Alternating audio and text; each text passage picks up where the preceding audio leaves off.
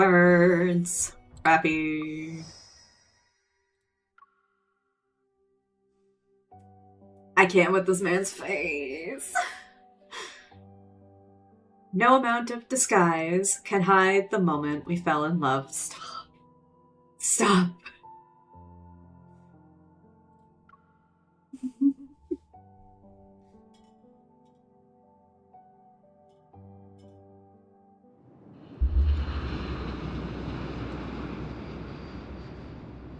Husband. The vessel exits the navigation tunnel and lands on the planet where the Empire's foundation of faith, the Sanctide Court, is located.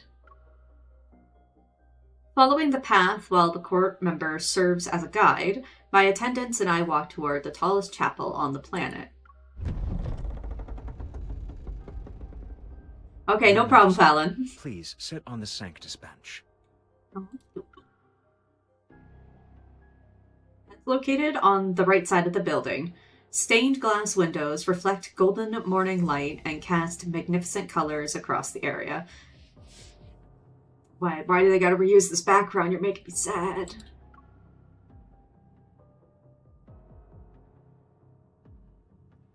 Faint murmurs drift around the room. People who have already filled the observation seats converse in hushed tones. Following their gazes and conversations, I also look toward the gallows in the center of the chapel. Bound to it is the previous monarch of the Cosmic Empire, Lysander. He's nothing more than a criminal now. A sinner. Why are you bringing sinner up and a non-Xavier related card?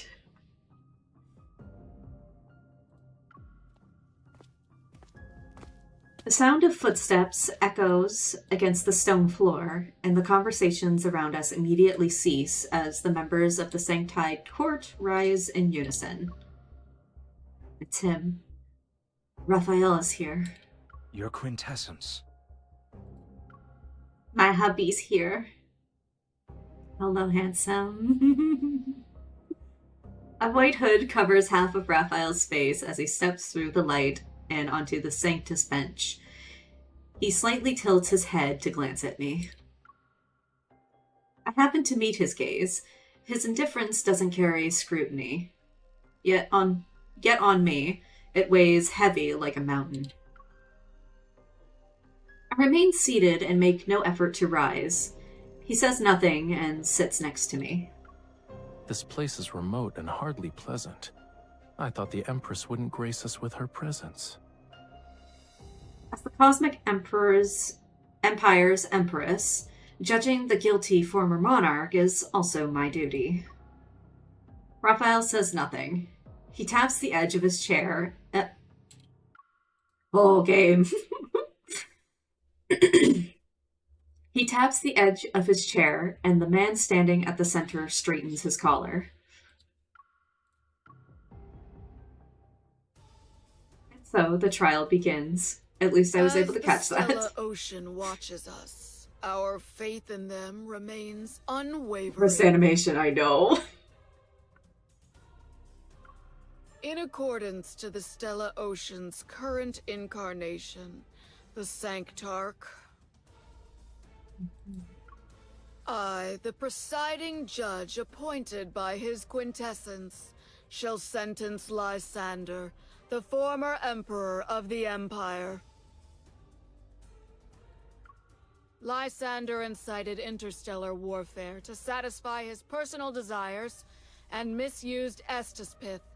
He is no longer worthy of the noble throne.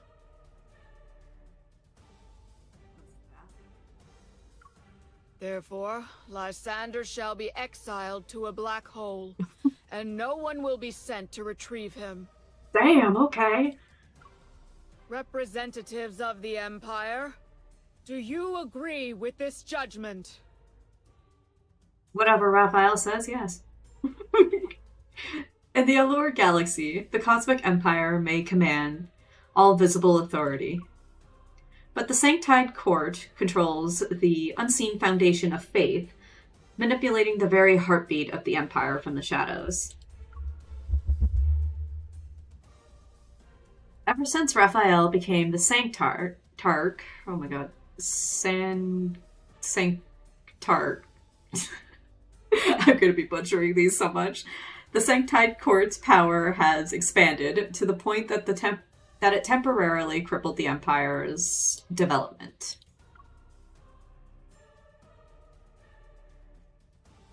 Even though my reign as Empress hasn't been legitimized yet, facing the former Emperor's execution, I'm nothing more than a bystander. Oh no, Sanctarch. Okay. It is correct. Okay, good. Haven't finished this card yet, but I'm not leaving.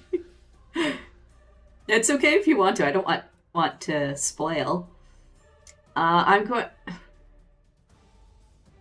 Okay, you're allowed to tell me which one's the bad ending, because I don't want that one first. We do that one last. I'm assuming the I do not agree is going to be the bad ending. This one's very not obvious compared to the other two. Disagree is the bad ending, okay. Well, I agree. To ask me is in such a pretentious manner. I even have the option to disagree. On behalf of the Empire, I agree. For thousands of years, the Stella Ocean has continued to observe the most ancient traditional methods for judgment. Did the bad ending first to get out of the way? That's fair. Scrolls are presented one after another to me and Raphael. I pick up the quill pen from the table. Chains clink softly as the previous emperor raises his head. One crazed eye gleams under his dirty, matted golden curls. I never thought I'd be judged by lunatics and liars. Faith, gods, they're nothing but lies. Yeah, I did Xavier's bad ending first, and technically it does a little bit. It wasn't too bad. King Bummies. Rumpelstiltskin. Yeah, he's another icky guy. He's up there with CEO right now. And you, my young empress. Don't address me, please. One day, you will become nothing but a rotting corpse in the chapel. Nah, please. Get him out. Kill him. Off with his head. His gaze grows increasingly frenzied, but those words have drained the last ounce of his strength. The iron chains binding him are his only form of support. It's giving my precious. No. That's your fate, not mine. No longer paying attention to his shouts, I lower my gaze and sign my name on the scroll. Are you proud of me? Have you ever killed anyone, Your Majesty? Probably not as much as you have in any lifetime. It was a joke. Once blood stains your clothes, it's difficult to remove. Well, if you're wearing white, then yeah. I happen to have something I want to show you. Follow me, please. Okay.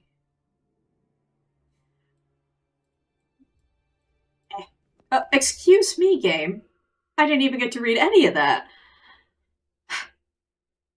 Raphael turns away. I'm right behind him as we leave, and the former Emperor's mad laugh and curses still echo throughout the chapel. But I don't look back. God, it's so nice when he speaks in lower octave, please. Heard I'll be back. Okay, no problem, Jay. Raphael leads me to the garden at the end of the corridor. Next to a pristine fountain is a graceful sculpture embraced in the morning light. By the morning light. The Empress's coronation ceremony requires a new statue. I believe an occasion this special shouldn't be left to others. Oh, are you gonna make my statue for me? Many have told me that amongst all the royal heirs, you are the most special, but their words have yet to ring true. I am special. Special for you. Fragmented light drifts through the garden. It's as brilliant as the palace when I first met Raphael. On that day, Raphael became the Sanctarch. As a royal heir, I stood in the great hall and looked at the young, handsome Sanctarch. Oh, he's so handsome. He stood under the dome painting that depicted the Stella Ocean. Many have told me that the Sanctarch is skilled in the arts. But this sculpture, the eyes are too narrow and the lips are too thin. Not possible. Both my MC and my own mouth are basically non-existent. So I'd say that's pretty accurate. It doesn't look like me at all. But narrow eyes, yeah. MC got big, wide, big eyes. With an almost insolent gaze, I examine Raphael's face. Then I turn around and pick up the carving knife that was set aside. I'll carve it myself. Okay, girl. You could say I've seen far too many statues of people. Raphael grips my hand and guides it to carve the statue's face. His grip is firm and unyielding. I feel as if I'm being controlled like a puppet. That's fine. When I glance to the side, I note the indifference in Raphael's gaze. I'm at a distance where I can hear him breathe. They were just monarchs, but they believed that once they were enshrined, they would be immortal like gods. I delivered statue after statue. I didn't have the time to properly appreciate them, since I would already be carving the next one. I'm not doing it on purpose, but like, his boobs like massive. I mean, is that really a problem though? Raphael gently brushes away the dust from the statue's face with his fingertips. How long do you think yours will be displayed in the Great Hall?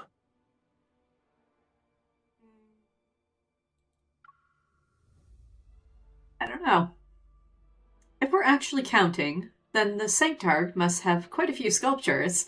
The faithful dedicated themselves to your quintessence, after all. Hong Kong. When people kneel before your statues, are they praying or readying themselves to be punished for their sins? The Sanctide court is nothing more than a symbol.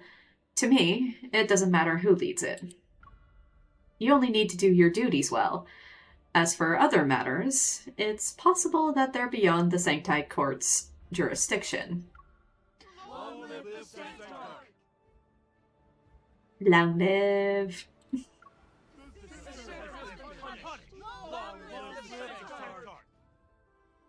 You gotta wear the face decal to remind us where his eyes are. My eyes are always straying anyway. Like, come on, you can't resist them lips, though. The commotion outside the chapel reverberates at an inopportune moment. My words now seem hollow and empty. It's time. Would you like to accompany me to see those followers? Okay. Irritated, I pull my hand from Raphael's grasp. That won't be necessary. You've done so much today, your quintessence. It's time for you to rest.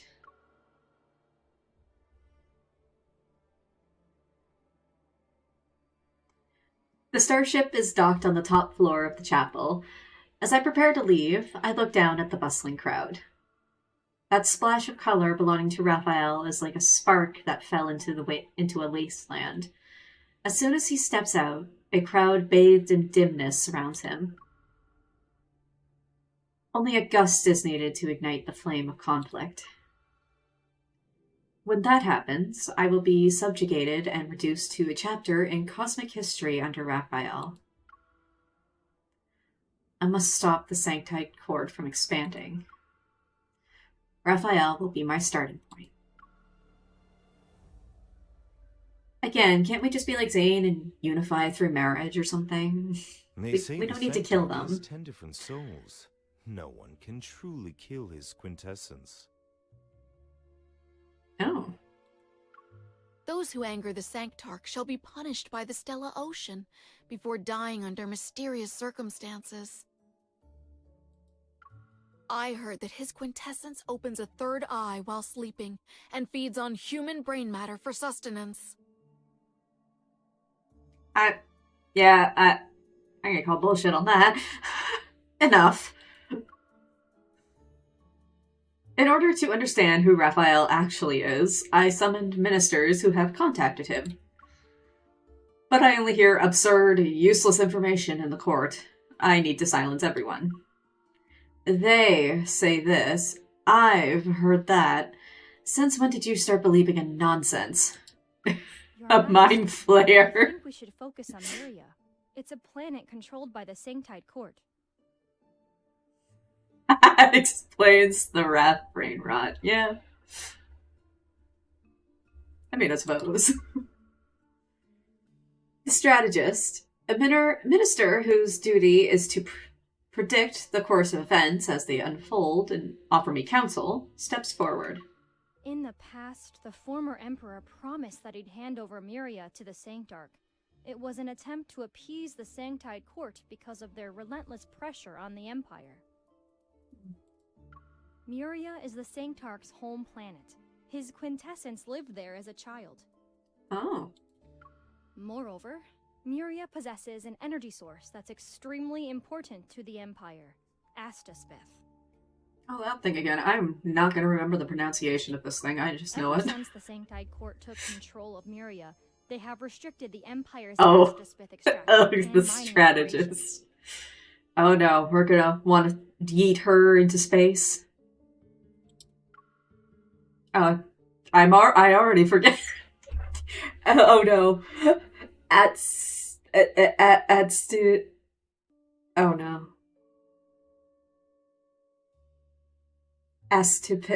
I don't know.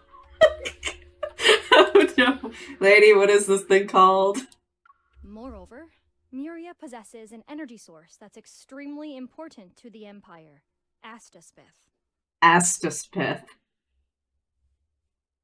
Okay. Is this a drug? Should I just say this drug? The substance. That's what I'll refer to. The substance. The Empire's technological research and weapons manufacturing uses Astapith, the substance. But only Myria's oceans can produce it. As the spit. There are alternative energy sources, but the Sanctite Court's actions are equivalent to strangling half of the Empire's lifeline. Raphael made a brilliant strategic move. Asbestos.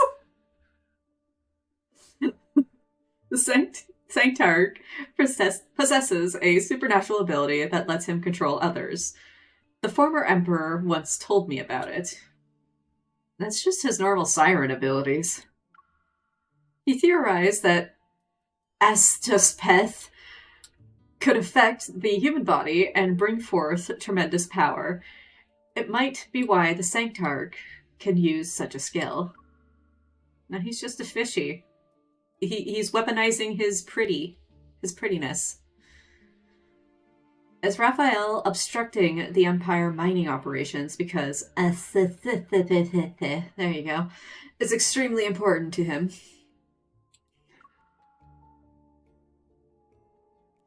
Maybe it's just as Lysander suspected. Astaspith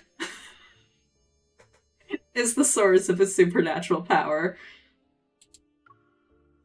Seeing my train of thought, the strategist provides me with additional information. This year's Tide Prayer is approaching, and we've reviewed several records. Every year on that day, the Sanctarch returns to Myria. He goes to that distant planet from the Outlaw Galaxy just because of Tide Prayer? Grabbing a possible lead from countless thought... Girl, I can't process that quickly. I pause, then I stand up. It seems the connection between the Sanctarch, Myria, and Estespith is not a small matter. Why don't we investigate this further? They do put it in. How many times am I gonna have to just word vomit? Prepare starship. Its destination is Myria.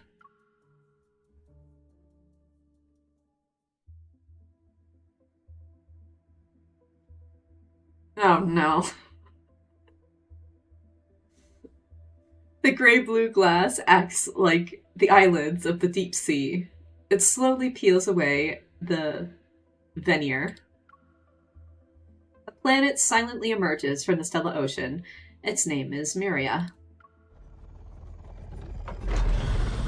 They are bullying us with weird words. Why would they do this? Excuse me?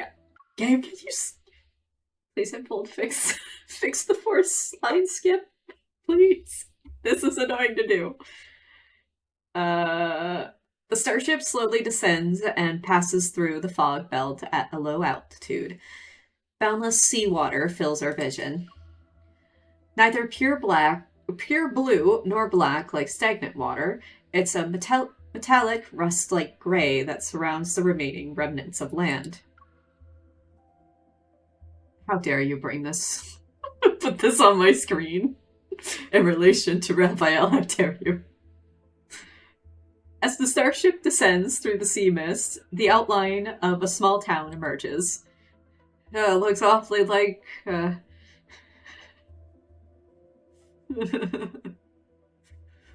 Today is Tide Prayer. People dressed in light-colored robes are gathered in the small square. The Sanctarch leads their quiet prayers. May thy will be done in the vastness of the stellar ocean. May thy plans taste immortality under their... I can't read while I'm hearing voices in my ears. I adjust the mask on my face, wrap my cloak more tightly around me, and follow the crowd to the center of the square.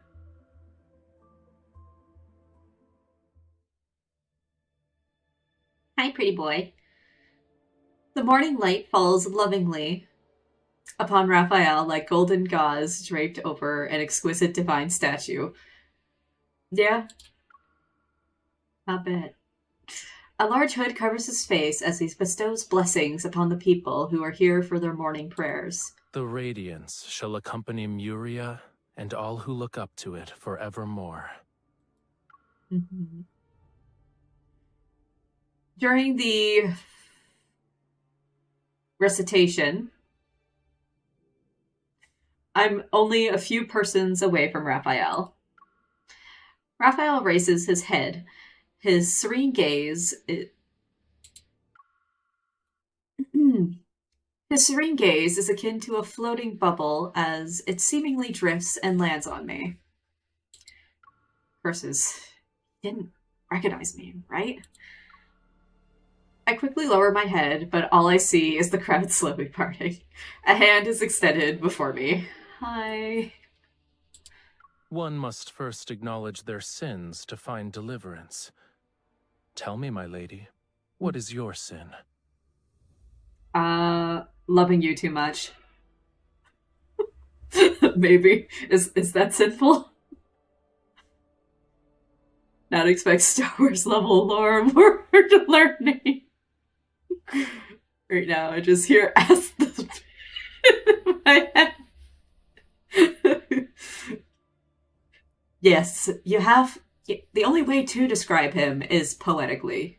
That's the only way. I am here to seek the Stella Ocean's protection. It is their duty. Mm-hmm. Raphael takes my hand and leads me to where The Stella Ocean's radiance shines upon all creatures. No matter who you are, you shall be watched by them. That's good. What was said before that? Been standing before I'm underneath that morning light. Okay.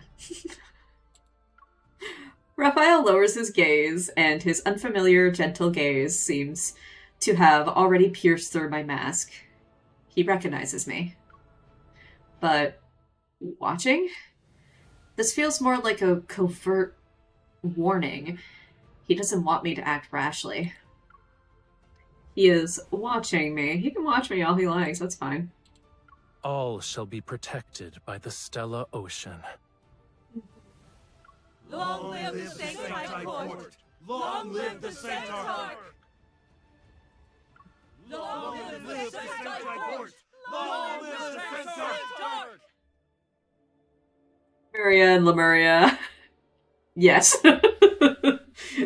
This is the AU version of Lemuria. I mean, they use the friggin'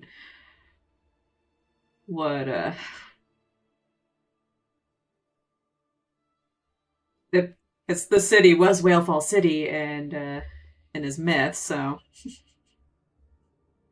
just not in the ocean.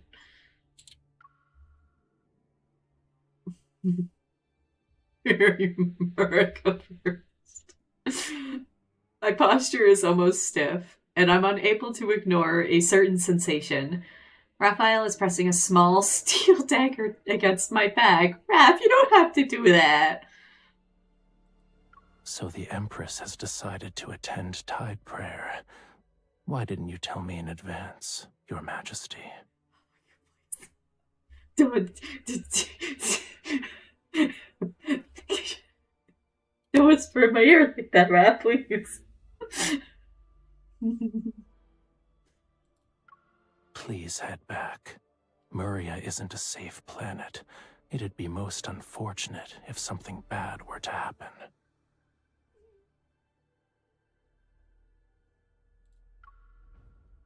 Please, I've already listened to your secret times. I can't take you whispering. I can't be normal. The chanting lingers in the air. The prayers end, and people surge forward. The pressure behind me eases. The crowd instantly engulfs me as my attendants return to my side. We've been discovered. Keep following him, but be more careful. Your Majesty, the mining area was sealed off this morning. All the miners have been ordered by the Sanctite Court to withdraw. Oh. Last year's mining records show that the area was only sealed off during Tide Prayer, too. I knew it. Tide Prayer was just Raphael's excuse to return to Muria. His real objective involves Estepith. We'll stick to the original plan and go underwater. We'll look at the mining area in the sea. Please reconsider, Your Majesty. We're unfamiliar with Muria's marine environment, and there are also tide whales. Let me see tide whales. Tide whales are legendary sea beasts that are extremely dangerous. They can appear and disappear without a trace, and one is capable of destroying 2 or 3 submarines. The existence of tide whales has never been confirmed. Besides, something's not right. We can't let this go to waste. Or let this lead go to waste. We all sensitive after all these secret times. The sunset's fiery red spills across the deck of the mining base. The steel floor reflects a metallic gleam. My attendants and I silently neutralize the stationed guards and decipher the submarine's access codes within the base. The submarine's lights pierce through the dark ocean. I sit in the control room as we reach the mining area at a depth of 3,000 meters.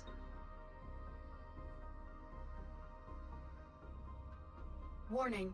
Continuous anomalous fluctuations detected in the magnetic field ahead. Oh. Navigate the area. Following the direction of the anomalies, the submarine descends. Slowly, the seawater is illuminated by a fluorescent blue light. I know it's because of the Esthetheth. It melts into seawater and manifests as radiant blue specks of light. They float and shimmer with the currents. I've only seen extracted Esthetheth, oh my goodness, before. I never expected it to be this bright. It can almost illumine the entire ocean. Luminine. Illuminate? Esthetheth surrounds the submarine, and it becomes increasingly brighter as I make out a clear, dark blue path of light. At the end of it lies a sunken, abandoned structure on the seabed. Move closer to get a better look. Yes, Your Majesty. Okay. Well, I finally got Caleb's a few days ago. Nice. Hearing it again. I still need to listen to Silas's. I am afraid. This is so nice, yeah. That's why I'm here, because it's the same thing for me. After we pass several ornately carved stone pillars, our field of vision expands. This appears to be a garden.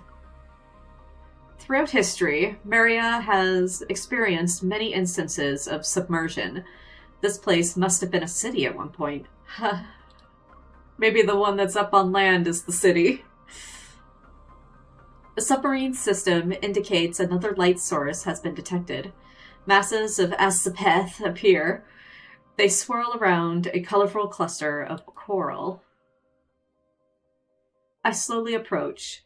The murky seawater becomes clear and reveals a sight I can hardly believe. Is that a person? Oh no, there's not a floating dead body in here, is there? The fluorescent blue ring of light softly illuminates his face, and even though I'm a considerable distance away, I still recognize him. Or is it Rafi? Hi. Hello. Hi. Without his mask and robes, Rafayel no longer resembles a lofty sanctarch. He rests quietly in the coral as if he's in a peaceful slumber. Hi. Question, do you have your little booty boxers on, or... Rafayel? Why is he here? I'm asking for a friend. As the bed gathers around him and forms slender chains of energy, they pierce his body. Fluorescent blue light particles flow toward Rafayel as if they're delivering energy into him. The necklace! Yeah, the necklace. Just give me a full rerun of Misty, please.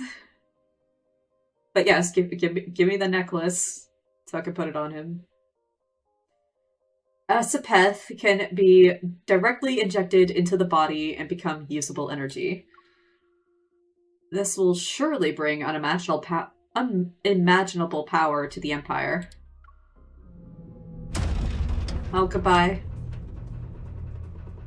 Before my gaze moves away from the sight, torrential roars shake the seawater. The radar is sending out alarms.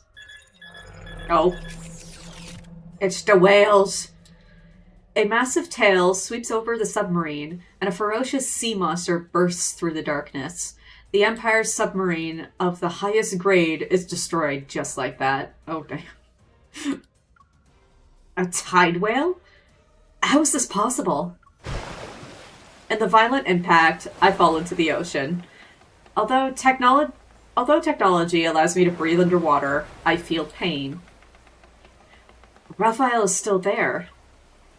In this critical moment, I don't have time to think about how he might be someone hello again.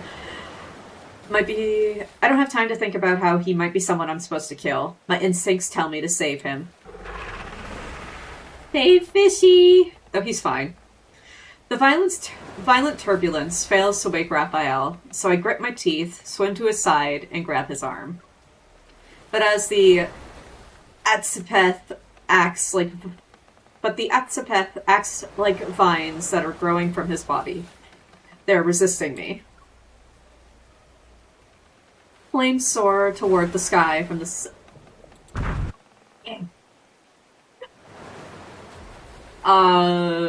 Flames soar toward the sky from the submarine's location. I'm running out of time. Desperate, I pull him back. Oh. When the submarine explodes... Oh, game! When the submarine explodes, I tear Raphael out of the coral formation, and the thunderous sound causes the seawater to churn. The sea monster's shadow looms over me. Oh my... 3 in a row game? What the hell? But I can't give in to fear. I use all my strength to swim upward. But the seawater's depths are too much. After swimming for who knows how long, I slowly become exhausted. My consciousness scatters. My body sinks until a hand grabs at me, I think. Raphael? Yeah, he can save us. He's a master of swimming. A suffocating sensation fills my chest. The water chokes me. Then I wake up. After coughing a few times, I finally recover from the dizziness. There's a stove where scattered pieces of firewood burn. A light is cast on the narrow room's damp floor and walls.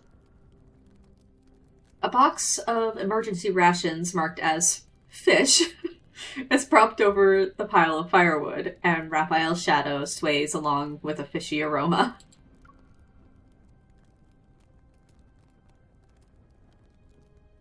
Hi. Oh. It's sad that you got your clothes back on, but oh well. One day I'll get their toweled looks. They are expensive. I still only have Zane's right now. But I do want the others. Should we get neckwear though? Yeah? Just getting that necklace to have for neckwear would... Yeah, that's a good idea. I didn't mistake him for someone else in the ocean. Oh, where are we? How is he still... Eat. Okay. As he speaks, he tears open the package of fish and places the food on the ground. Are you...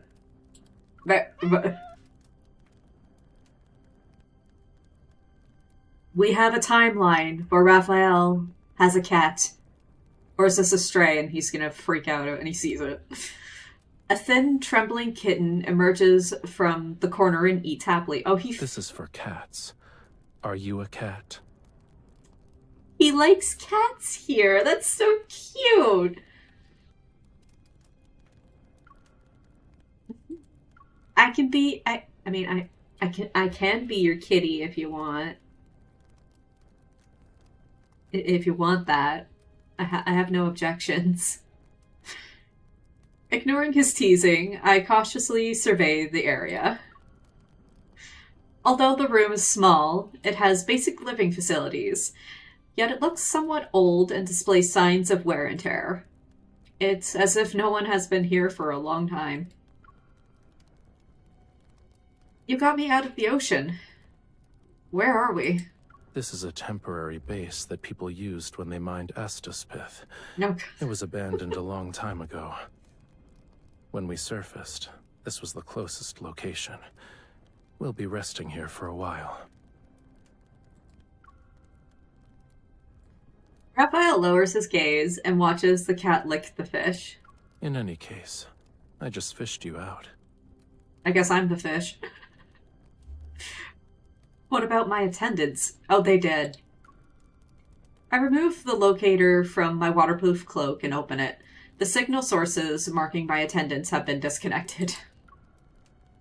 I hope nothing bad happened to them. They probably did.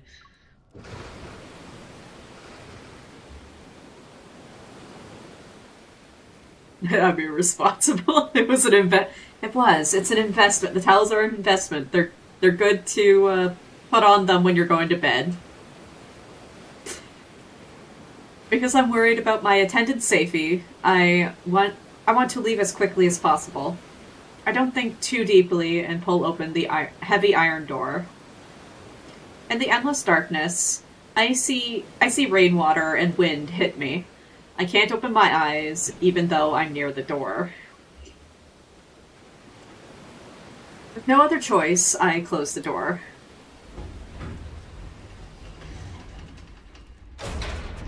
Honestly deserves You're the one who got disconnected. interrupting. Oh, we're the disconnected ones.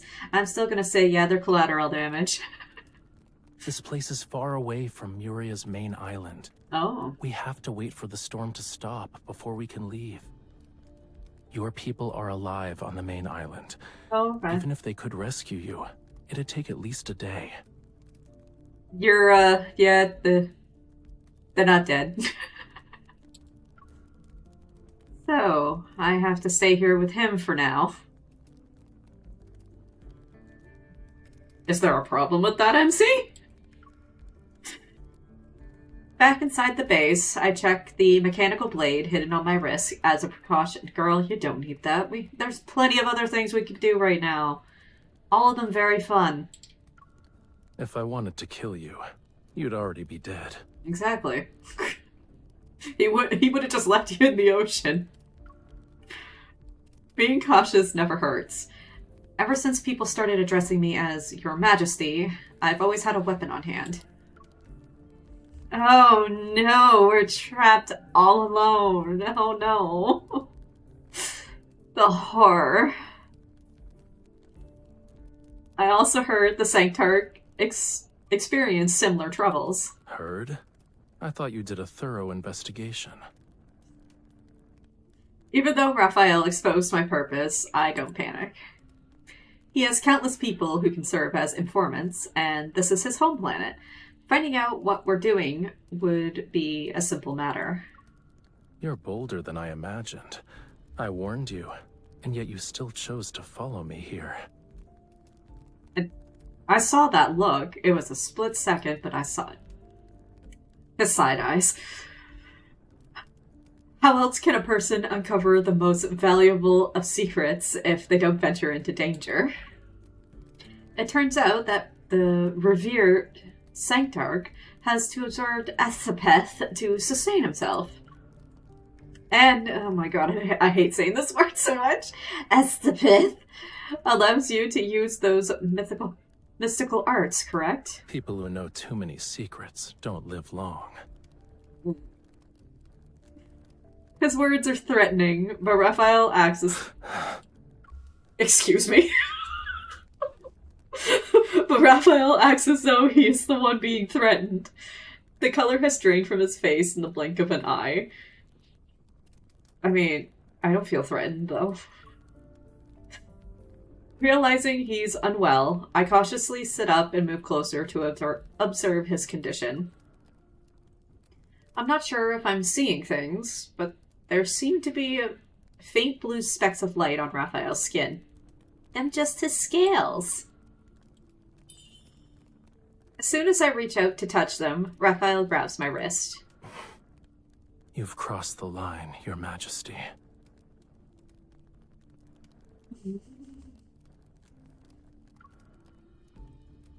He stares at me, and a streak of fluorescent blue light flashes in his eyes. It adopts a sharp edge. That fluorescent blue... Asapeth has the exact same color. It seems my guess was correct. He's unwell. Perhaps it's because I interrupted him while he was absorbing energy. Or maybe it's just Ebb Day, who knows. Puzzled by why I suddenly wanted to touch Raphael, I retreat and pull my hand back. Why are you puzzled by that? That's just an instinctual thing to do. Or want to do. It's an unconscious thing. Don't misunderstand.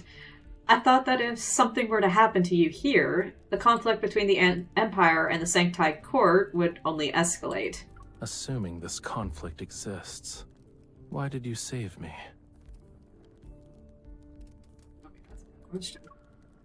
Muria was once under the Empire. In other words, you're also my subject.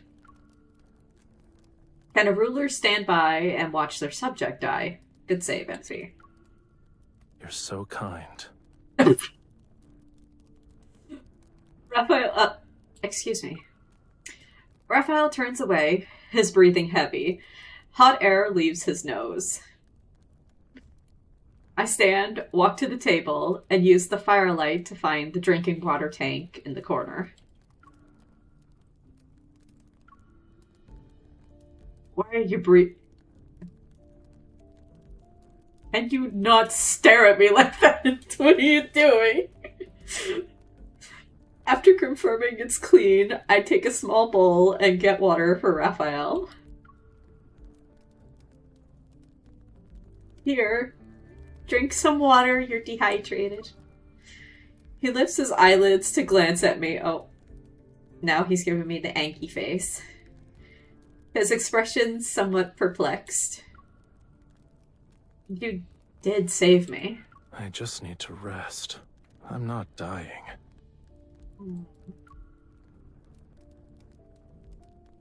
Hey, you can have the bed. Despite saying that, Raphael takes the bowl. He drinks the water, and I start to walk around the room. In one corner of the room, rust-covered machinery is piled up. At its center is an electronic display, its screen covered in dust. I gently touch the screen. Several words appear. Ethsapith mining log. The first page is a record of sea monster sightings. I didn't think the tide whales from legend actually existed.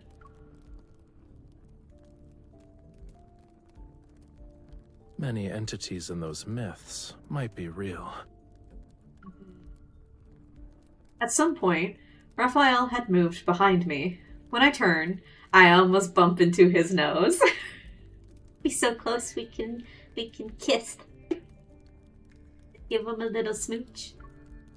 His pupils and skin have returned to normal, and the fluorescent blue marks have disappeared. Aw.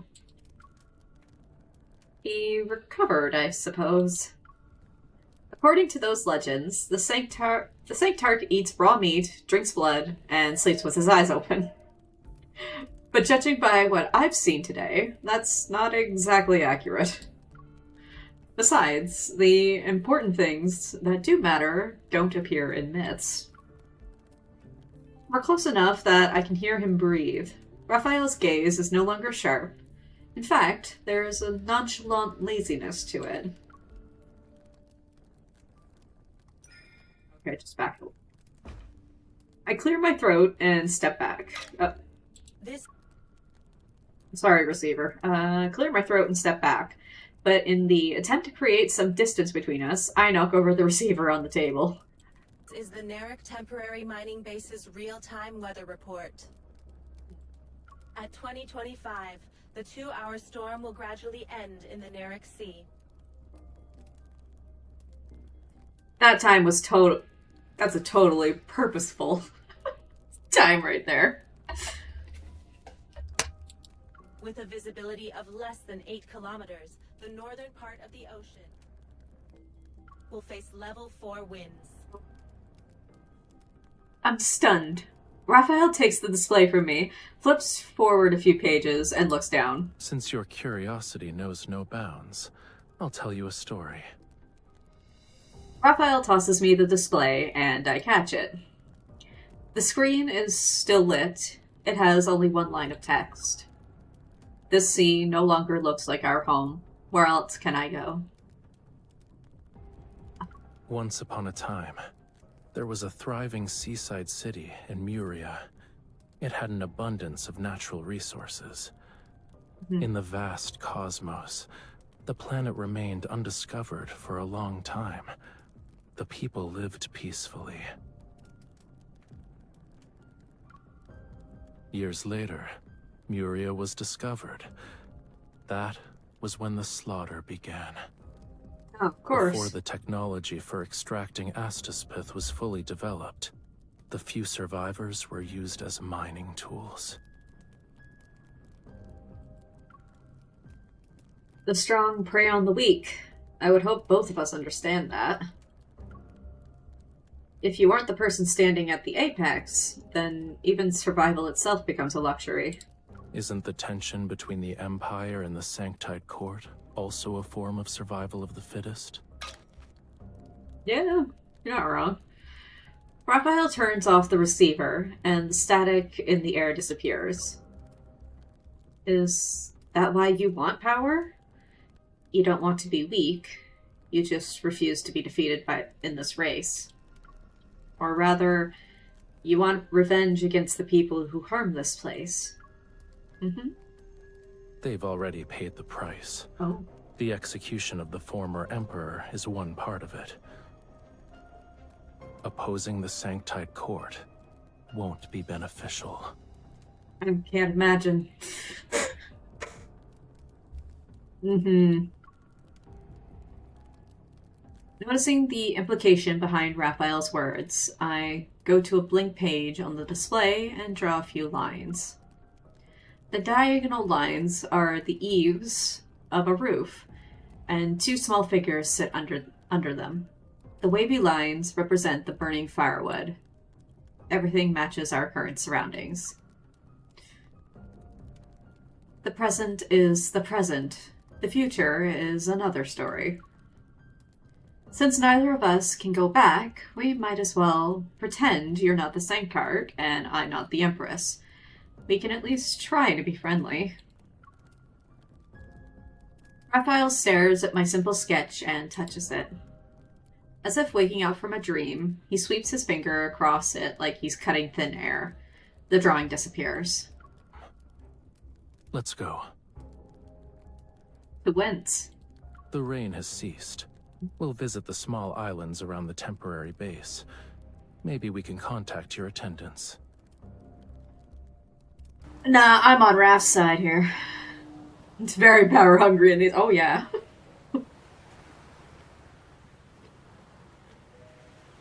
Outside, the sea surface has calmed down. This is a small, low structure built from materials that won't easily erode from seawater. Waves crash against the jetty outside the base. Droplets land on my shoes. I follow Rafayel and board the speedboat at the end of the jetty. The propeller spins, stirring up the seawater. The base's figure slowly recedes into the night. After traveling for some time, a narrow strip of land emerges from the mist. The town's lights twinkle, and the sea breeze carries distant, melodious, cheerful music.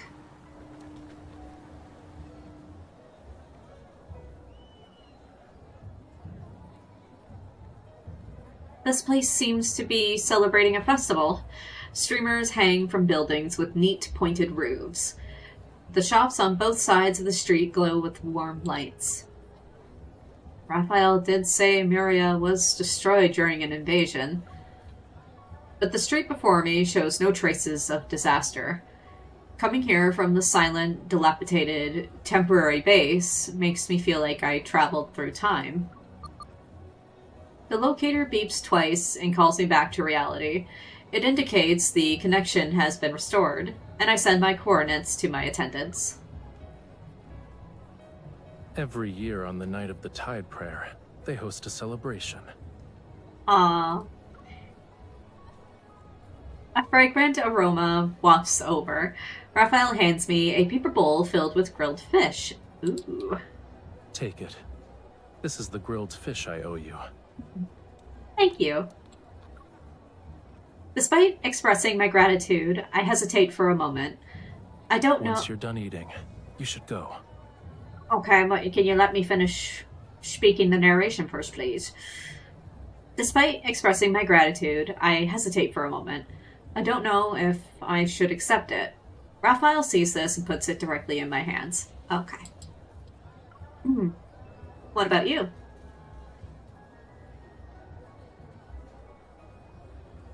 No one recognizing me is a rare occurrence. I want to stay for a bit. Raphael looks relaxed and appears he does want to linger for such a simple reason. Cheerful music resounds in my ears. The carefree woman wearing dark blue dance skirts step into a clearing that could hardly be called a square. They dance passionately, swinging their skirts. They're reminiscent of fish swimming in the ocean. I pick up the fish. I taste its freshness and flavor of being free from heavy responsibilities, something I rarely experience. What's the name of that dance? It's not a specific dance. When the music plays, they move based on how they feel. Do you want to try? Oh no. Addressing the Empress by her first name. I pause. It's been many years since anyone addressed me as such.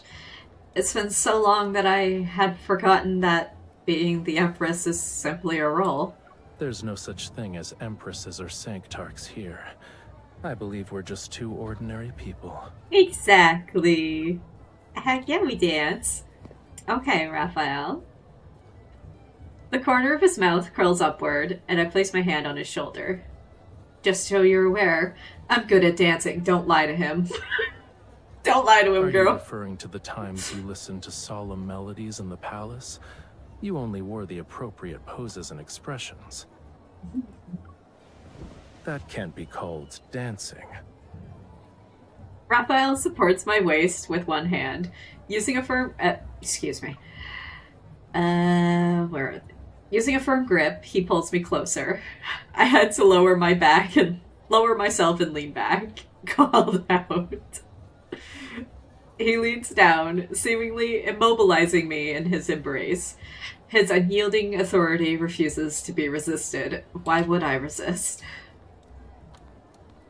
You can let me lead. Gladly. I'll just stand on your feet and you can do the movements. There you go. Raphael, allow me to tell you a secret. I'm not the obedient, docile person you think I am. Oh. Outside the palace, I have other sides you've never seen before. So... Oh, we leading the dance. Okay. Go ahead, MC. I push Raphael away and step forward. Without giving Raphael a chance to react, I take his hand. Pulling him toward me, I become the one who leads the dance. Our hands move across each other's bodies in accordance to the rhythm. We must look intimate at this moment. I take back what I said about not seeing how you're special.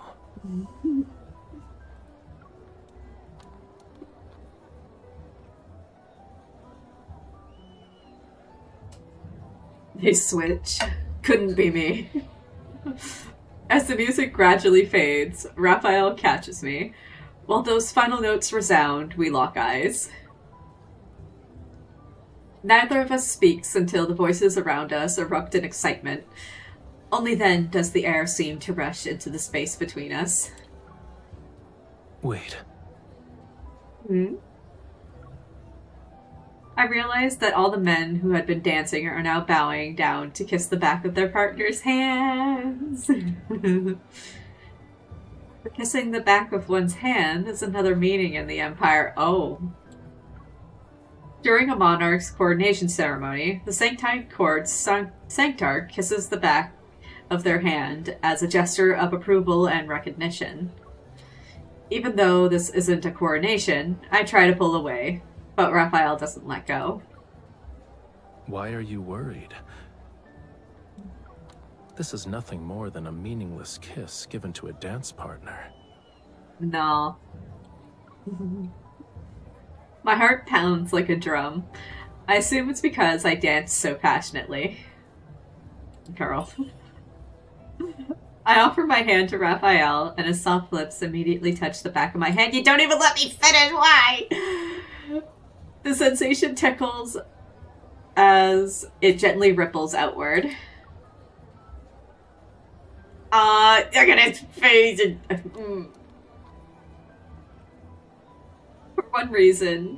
For some reason, a thought appears. Gay, please. A thought appears in my mind. If there's anything that could commemorate these few seconds, it'd be this kiss. Yes, absolutely. The locator on my cloak vibrates. My attendants are sending me a signal.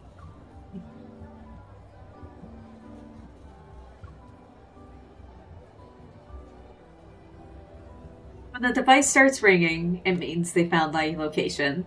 They're on their way to take me back. My freedom has already come and gone. I feel a hint of regret. Do you want to stay here? Don't lie, MC. Yes, I want to stay. A thought involuntarily arises in my mind. In the time I have left, what else can I do with Rafayel? My gaze falls on Rafayel, and I realize I shouldn't dwell on it. What I must do is wait for the moment when we part ways. Stay and elope! Following the crowd as it disperses, Rafayel and I walk along the street headed towards the coast. Let's walk on the beach! The sea wind stirs, and a chapel stands alone on the edge of a cliff. Shall we wait there? No! No! Get this out of my face right now. How dare you?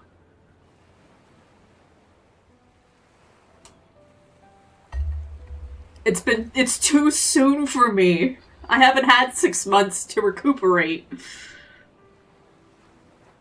Push open the chapel's heavy doors and sit on the pews. The dim light before the statue envelops us. The silent, boundless sea surges under the moon. When the time comes, I'll see my attendant's arrival through the window. The chapel is vast, and the lights around us are faint.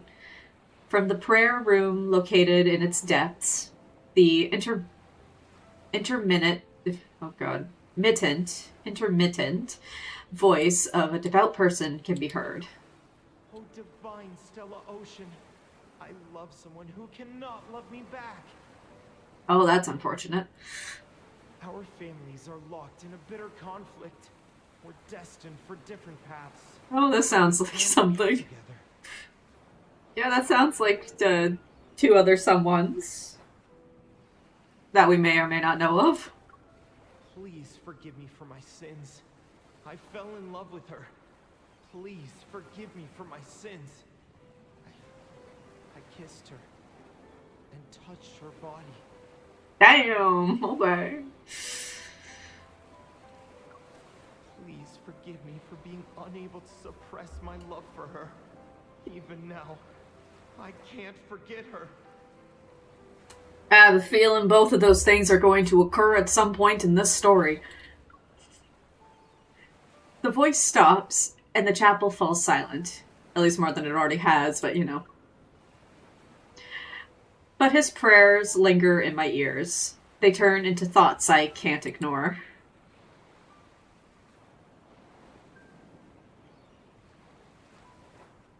How will the Sanctide Court deal with such a sin?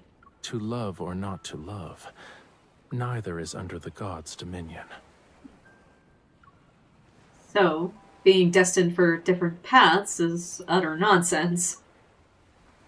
I look up.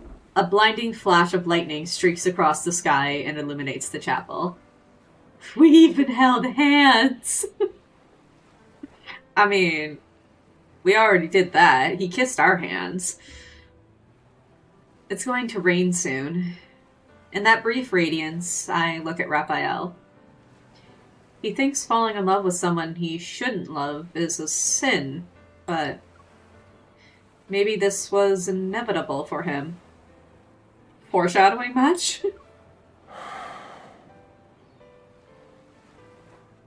Hello, Jay. Welcome back.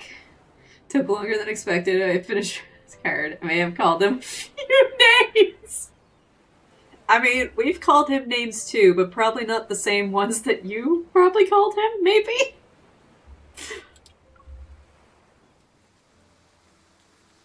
The downpour starts. I can almost believe my heartbeat is the sound of rainfall. Using the heavy rain to drown out my racing heart, oh, excuse me. I move an inch closer to Raphael. In that quietness, Raphael watches me for a long time. Then he gradually leans in until our bodies are seemingly pressed together.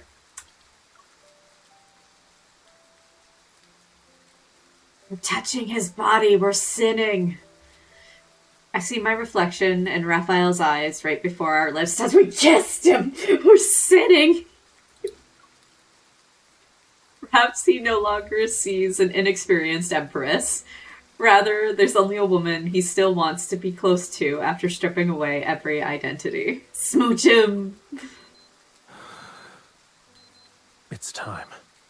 You should leave. Be throwing these attendants in the ocean, I don't care. Get rid of them. How dare they? The locator continuously emits a sound as if it reached the end of a countdown. Sinning in the church. Maria's climate is unstable. It's common for sudden downpours to come as quickly as they go. When I leave the chapel, the rain has eased. On the holographic map, the spacecraft that's here to pick me up is descending nearby. Brushing away my windswept hair, I look at Raphael as harsh light blazes behind me. To the point where I started name calling. Oh no. I watch him move closer to the shore one step at a time. Worry clenches my heart. Raphael, the sea has waves at least 1,000 feet high crash against the land behind him. He watches me from a distance. Oof.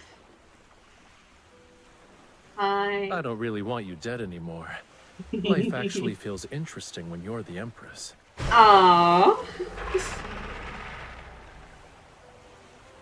A tide whale leaps out of the water, its massive shadow enveloping me and the spacecraft. Raphael falls backwards into the sea. Then the tide whale crashes into the ocean with a thunderous roar. I chase after them. Raphael's figure stands on the departing sea creature as it leaves behind waves reminiscent of mountain ridges on the water surface.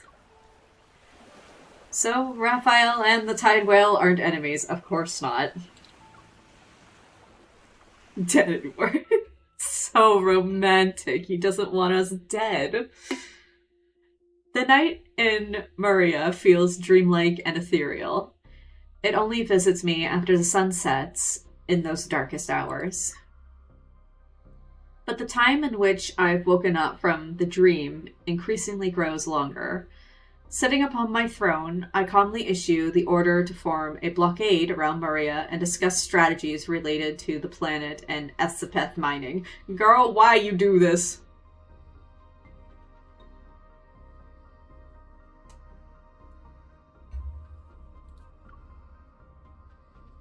Why you do this to Raph? As I expected, Raphael would never allow the Empire to manipulate him like this. Several Imperial officers have died, and so a banquet called the Grand Unveiling has caught my eye. It's a grand event organized by Raphael. Everyone in the Empire is vying for an invitation. Is everybody gonna die at this unveiling? The officials who attended it experienced an episode of madness after leaving. No. They squandered their wealth, destroyed their reputations, wrote countless bloody confession letters, and took their own lives at the doorsteps. Okay. I found this in their homes. The minister hands me an envelope. Opening it, I find an invitation to the grand unveiling. It's from Rafayel. The Sanctarch organized this banquet and invited the Empire's most powerful ministers who wielded real authority. Their wealth and reputation are secondary. What matters is the armies under their command. Sanctide Court can't match the Empire in military strength. They need troops to break through the blockade. First, he used Tide Prayer as a pretense to absorb Asapeth. Now he's using banquets to gather forces so he can fight the Empire. Rafayel, you're using the same old tricks. A general standing in the Great Hall steps forward and presents a dagger in an ornate sheath. Your Majesty, this is a dagger forged from Estispith. Please accept it for your protection. Oh The no. Sancti Court shall inevitably challenge us someday. I hope you'll prioritize your safety. I draw the dagger halfway. A fluorescent blue light shimmers on the sharp, cold blade. Find out which officials received invitations to the grand unveiling. I want a thorough investigation. In a few days, I'll visit the Sanctide Court's chapel to confirm the details of the coronation ceremony. Until then, don't act rashly. It doesn't matter what happens. If the VAs didn't hate this word, they had to have. I hate it. I hate this word. They bow and acknowledge their orders. I look down and slide the dagger back into its sheath.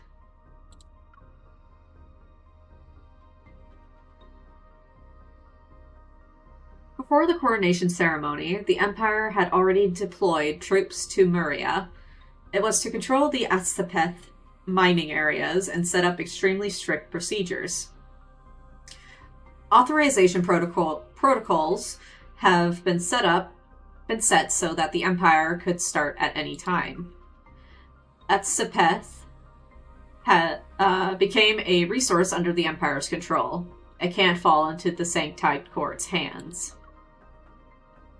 And just like that, these forceful measures shattered the superficial peace between the Empire and the Sanctide Court.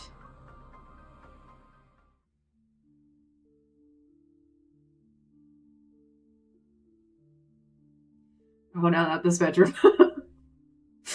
I know what I've done in here already. At night, everything is still in the Sanctide Court's chapel. I'm staying here with several attendants as I wait for tomorrow's coronation ceremony. I expected the Sanctide Court to be troublesome, but surprisingly, everything has been going smoothly. It's just the Sanctard who hasn't shown up once. Oh. Your Majesty, this is your room. I nod and remove my robe, but I'm confused as to why the maid is still standing in the doorway. Is there anything else? The maid remains silent, her forearm twitching as she pulls out a note from her pocket. We trained. Yeah, I totally didn't have my Grand General in here. Upon closer inspection, there seems to be fluorescent blue lights clinging to her skin. Rafayel? He's using his power to control her. The man has seen so much. Annoyed, I unfold the paper. Top floor, to the west, second to last room. Rafayel signed this. You're giving this to me now. What do you want to do? I subconsciously check the Atsapith dagger that's strapped to my thigh.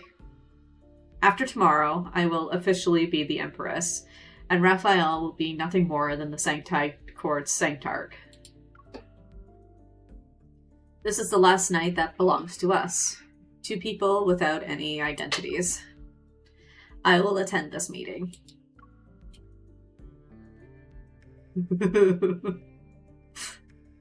Change the sheets. Oh no. At midnight, everything is empty and silent in the chapel. The flickering candlelight illuminates the corridors. Reaching the location mentioned in the note, I push open the door. The starry sky enters my vision, and there's an airship beside the launch platform. Under the starlight, Rafayel stands quietly in front of it.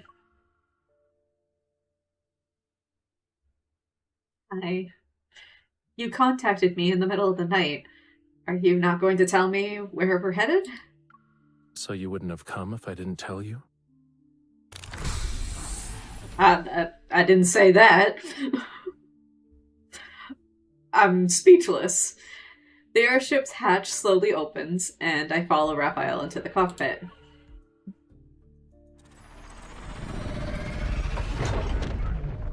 The instruments glow dimly as he skillfully operates the various... You're not even... I'm sorry. Operates the various controls. The airship stirs up the air. With a roar, it's launched into deep space. Been worried about the possibility of me kidnapping you. It's not kidnapping if I'm willingly going with you. On the night before the coordination, the Sanctarch takes the Empress and runs away. It doesn't sound like kidnapping. It's almost like... We're eloping? Well... if you wanna, I mean... we can do that. We're settling a personal vendetta. MC, nah, we're eloping. We're eloping, girl. The passage grows narrower. I watch the coordinates blink as the navigation system shows that we're approaching the border. A realization dawns on me. Are you taking me to the interstellar fortress? You're clever. The interstellar fortress acts as a barrier. It's the sentinel standing in front of the deep space's forbidden zones. Beyond it, the area is filled with turbulence and debris. It's extremely dangerous for flying spacecraft to navigate. If you're scared, you can still change your mind. Nah. You're here. Why should I be afraid? Even so, I immediately check the safety equipment inside the spacecraft. Don't worry. I'll bring you back safely so others won't think we actually eloped. What do you mean? Of course we're eloping. We're getting married.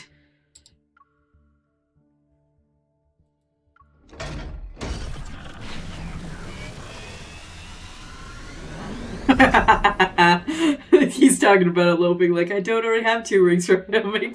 Yeah. I got my engagement and my wedding ring from him already.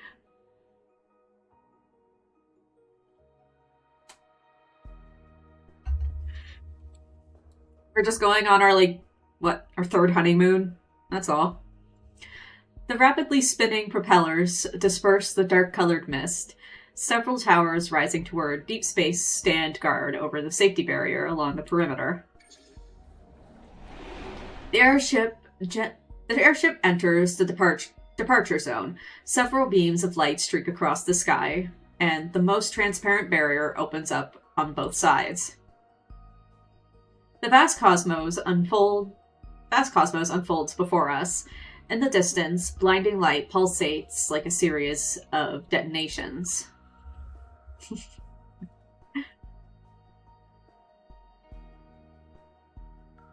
This song is... I probably don't have a card...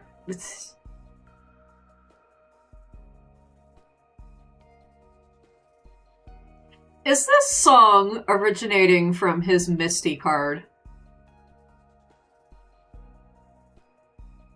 Is this where this music's from?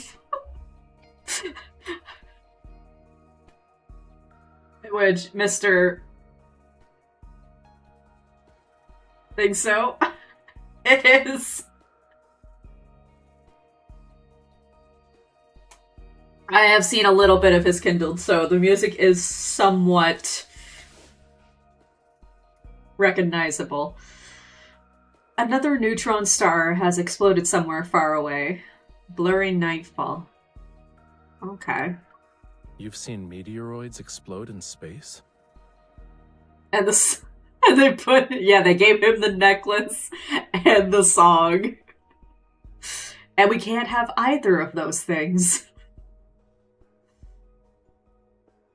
You've seen meteoroids exploding. Oh, that's his line. Sorry. When I was young, I was kidnapped because of my status as the crown princess. They took me and fled. Since they chose to only use hidden interstellar routes, I saw it once during the journey. I thought you were well protected since childhood.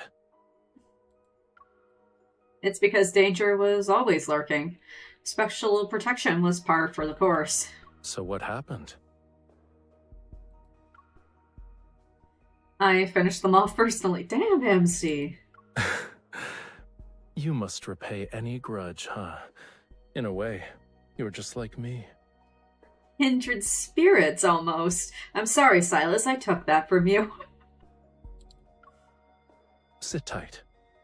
Okay.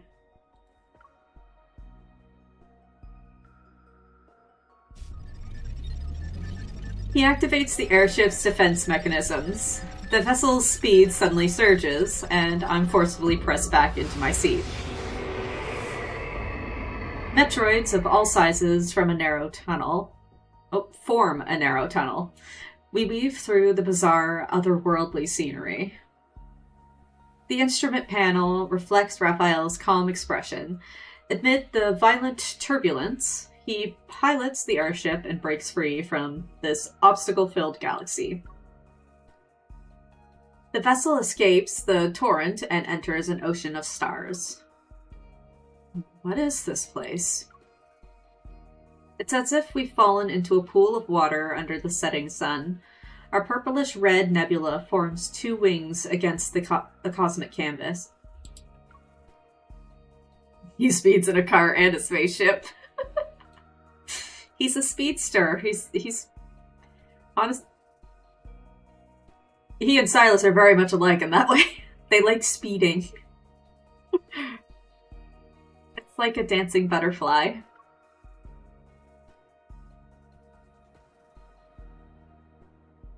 The Butterfly Nebula is the result of two meteoroids colliding. It's hidden behind the turbulence, and it's impossible to see unless you pass through the chaos. Oh, he wanted to Tomorrow show is your it to coronation us. ceremony. I think you should have a good gift.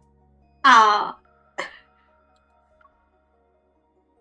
I turned my head towards Raphael because I looked at the nebula for so long.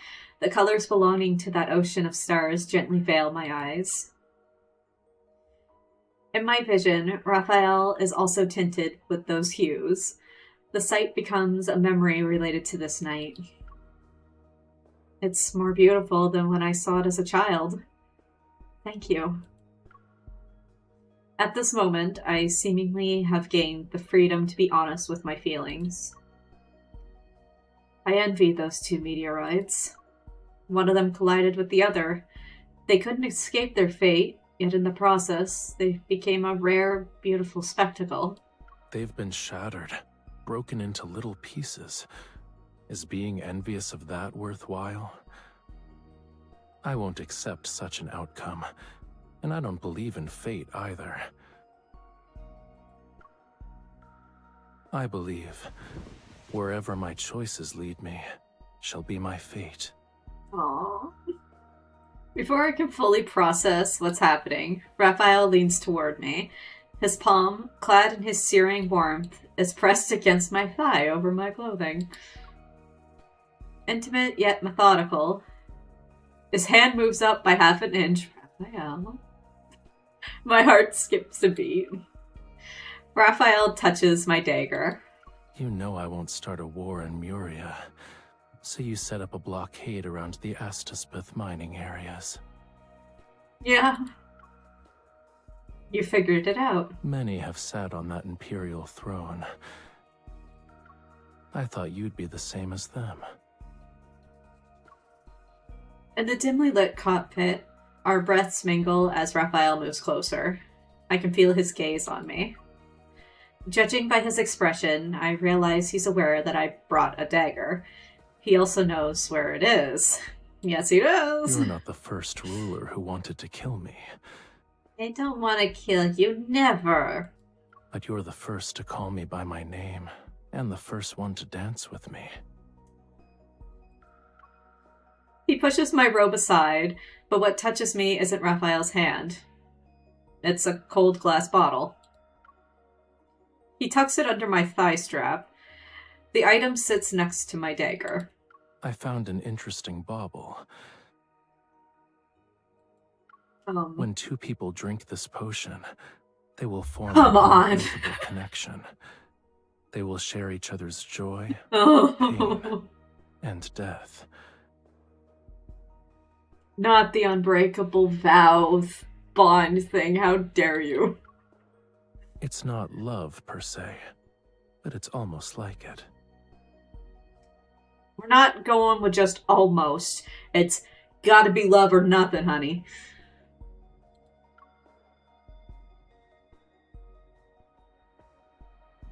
Raphael's gentle gaze floats and settles on my lips. He wants to smooch again. He can smooch again. You can choose the dagger or the potion. Well, I'm on board with the potion then. I'm not stabbing you. The distance between us is no bigger than a hair. We stare at each other and share a look that's impossible to decipher, to surrender to. Actually, you know what? I'm choosing neither, because the potion's still not actual love, you know? In that daze, my memories of our time in that chapel in Muria return. Our breaths intermingle as we were almost pressed up against each other. But that was merely a momentary lapse of judgment. I should erase it from my mind. Nuh-uh. Raphael, I want to secure my position as Empress. Boo. The choice I'll make is the one you don't want to hear. Atstapith is already under the Empire's control. I now possess a weapon capable of threatening the Sanctide Court and Raphael. No. Don't do it, MC. When victory is within reach, choosing love would be absurd. Girl.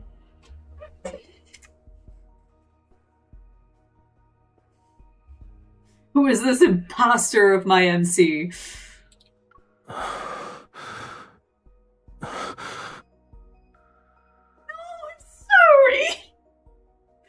No!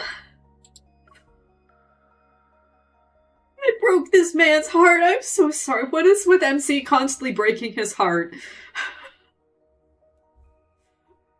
Raphael averts his gaze and moves back to create an appropriate distance between us. No! I take it...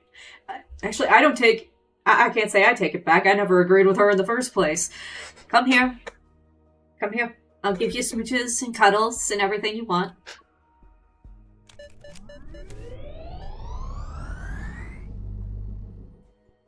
The airship is restarted. It stirs up the dust that quietly floats in deep space.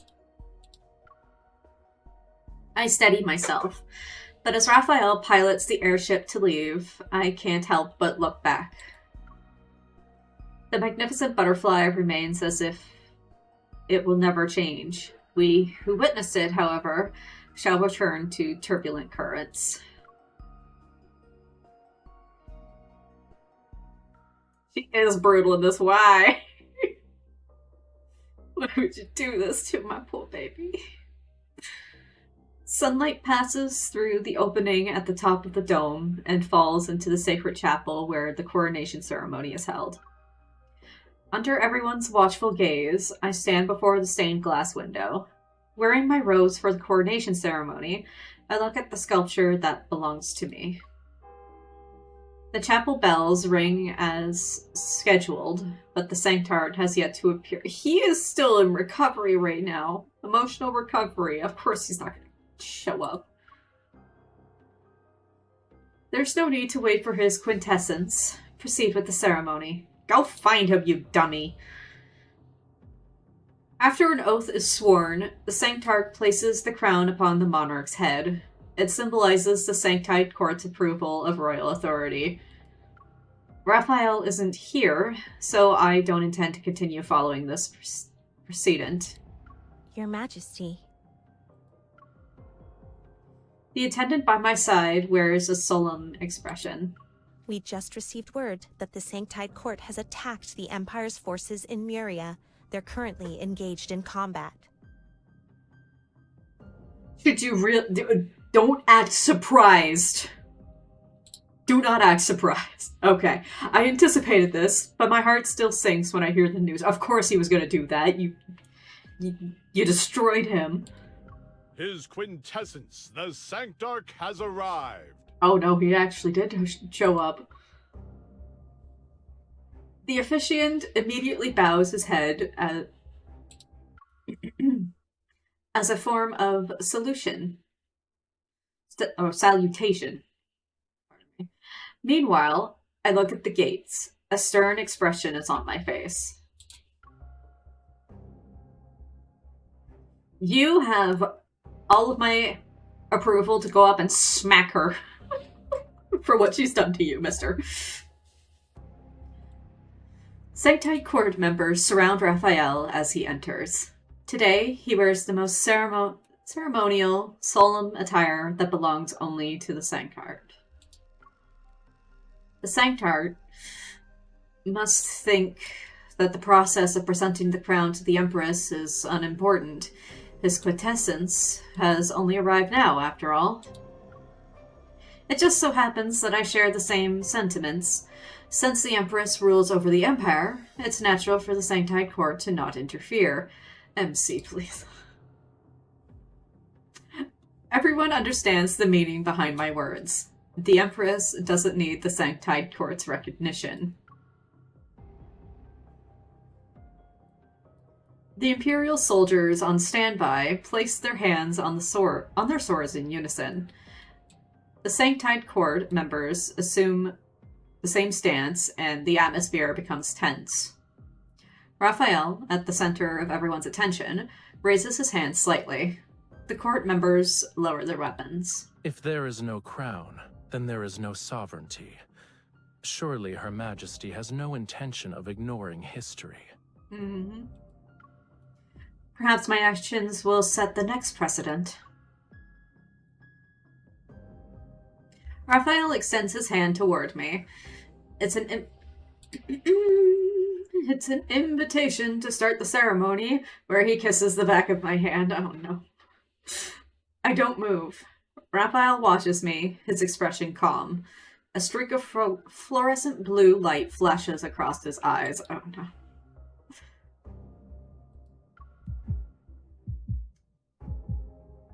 You asked for it, girl. Rafayel's gaze controls my movements. My consciousness scatters for a moment, and I watch myself place my hand into his palm. He's using his power to control me.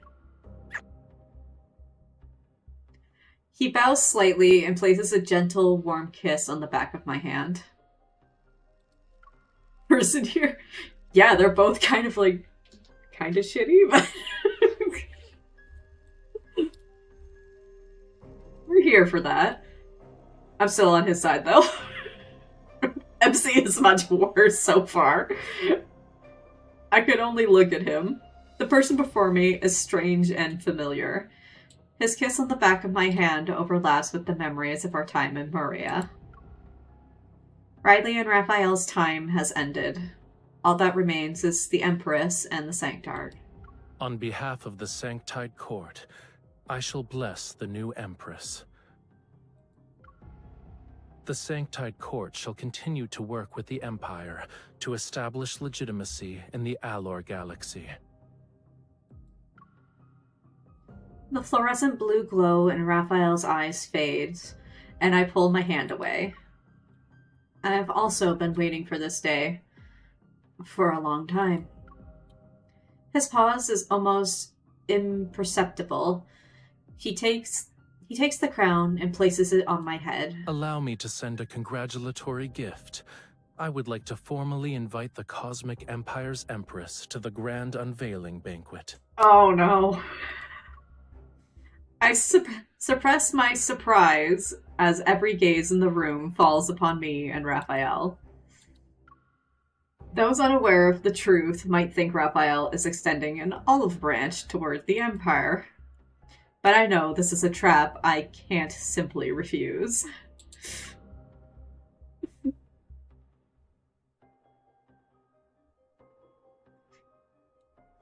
I'm like a little dark and twisted Raphael.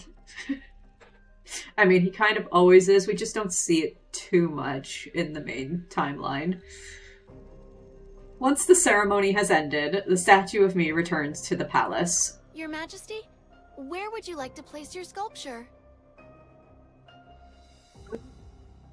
The sunset's glow filters through the windows on both sides of the courtyard. Like gauze, it covers the statue's face. I trace her eyes with my fingers and wonder how long it took Raphael to carve this. I don't want the sculpture. Oh, damn. I draw the dagger meant for Raphael from my thigh strap and viciously stab the statue. The stone cracks from where the blade was plunged. Tiny fragments tumble down. Destroy it. Why would you not accept it? It's probably gorgeous. Okay? He made that for you.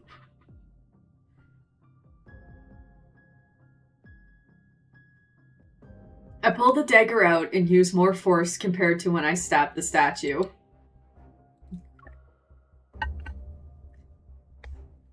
She's going a little crazy right now. Battles have raged on in Myria for months. Daily battle reports flood in like snowflakes. The Sanctite Court has controlled Myria for a long time, and their familiarity with the oceanic planet's terrain compensates for their inferior troops. The Empire's advance is exceptionally slow. Igniting a war is merely a pyrrhic choice. Pyrrhic? Killing 1,000 enemies means losing 800 of our own. Given the current circumstances, the best solution is to kill Raphael. No. No. Not happening.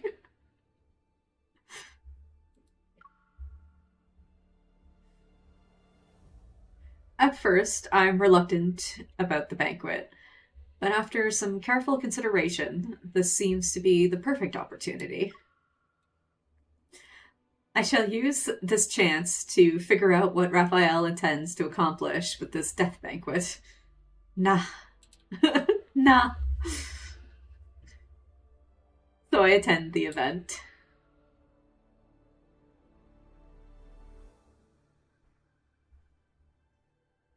Oh no, not this place. The spaceship hosting the banquet floats quietly in the cosmos. My forces remain hidden nearby and provide support at a moment's notice. We don't claim this girl, not at all. Unlike ordinary spaceships, this vessel has been divided into banquet halls of various sizes. Its interior possesses luxurious decorations. The quiet corridor is seemingly endless. The Sanctite Court members walk ahead and lead me into the banquet hall located at the spaceship's innermost depths. His quintessence is waiting for you inside. Okay. Inside, there's only one lit lamp above the center of the long table. Across the dark red curtains, shadows dance with the swaying candlelight. Raphael sits on one side of the long table. Next to him is a wine glass that's half full. It's as if he's been waiting for quite some time. Oh, we're getting close to the Kindle, I know it. The supposedly dreadful grand unveiling banquet is drinking with the Sanctart? I wouldn't say it's the grand unveiling banquet. I prefer to think of it as a private invitation.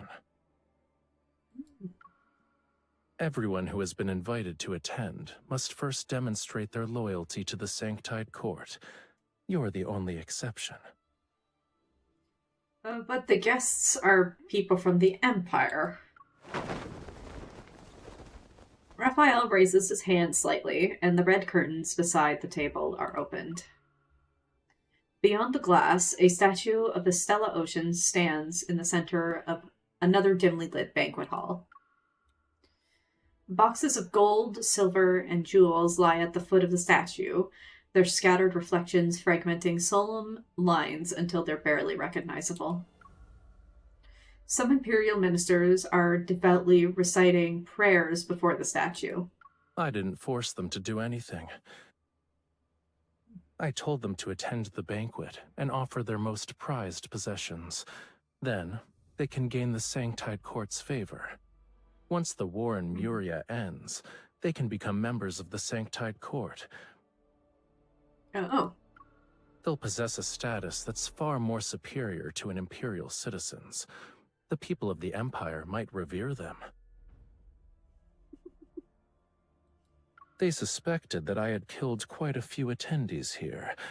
Yet, when it comes to the taste of power, they were willing to betray their country. Yeah, basically traitors. Raphael walks up to the glass and looks at the people on the other side. He seemingly enjoys their greedy behavior. You keep the useful ones who happen to hold high positions in the Empire, convert them to your cause, and use them to undermine the Empire's rule. You extort riches from those who aren't useful to you. Your tactics are more ruthless than actual warfare. He turns, picks up a wine glass, and hands it to me. Since this is a banquet, let's have a drink first. I don't trust this drink. I ignore the glass and don't look at him. Let's hear. I don't care if you off people, it's just not my people. Constantly targeting each other will only ensure mutual destruction. But we can change our approach. His voice is always nice, though. It's very distracting. For example, we can cooperate.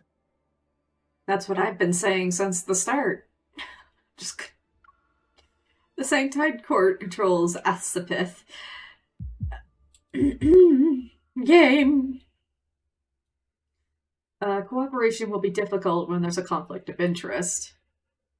As soon as I turn to leave, an irresistible force controls me. Oh no, he's doing it again. Why?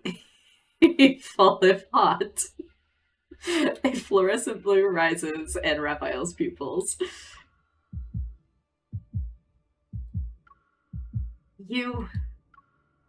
My people are outside, Raphael. No one wants to see a fight to the death. If anything, I'm your best choice. Obviously. My sincerity is eliminating traitors in their quest for power. Do you actually need those who forsake the Empire for small favors? I watch myself pick up the glass. I drain it in one go. Everything seemingly becomes hazy. I can't even clearly see what's in front of me. There was something in the wine, obviously. Of course there was. Where are you taking me? It'll be over soon. Okay. Oh no, here we go. Stop. No. Welcome to my private domain. You think I can just... Your Majesty.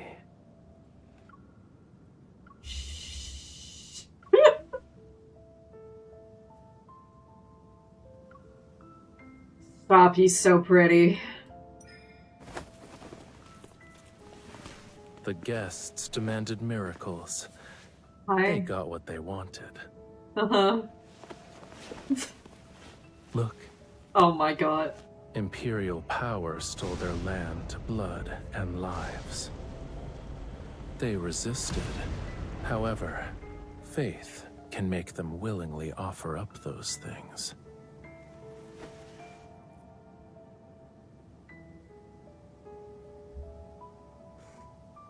No.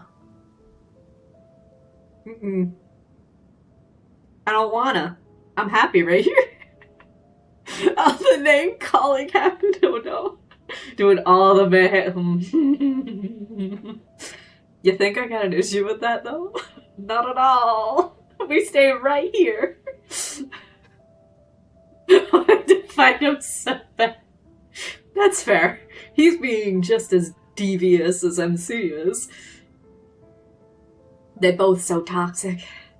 But I'm fine. I'm compliant. I'm comfy. I'm comfy right here. All we gotta do is just tip our head back and give him a smooch. But I guess for the sake of MC is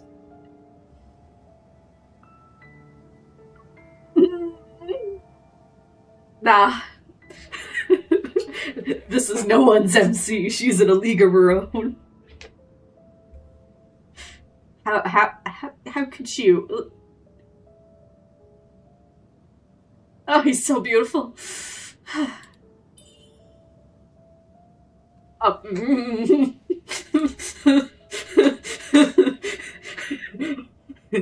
Threaten him.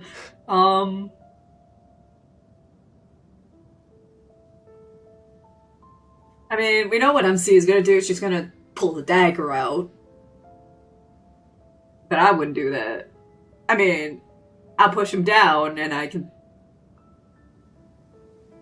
I shouldn't say that on stream.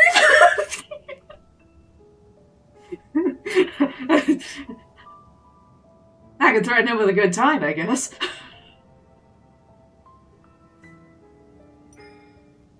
Yeah, there's the dagger.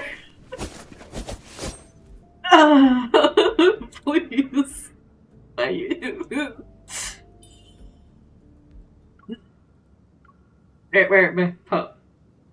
Hello. Your face is everything, Raphael. Will my death benefit you?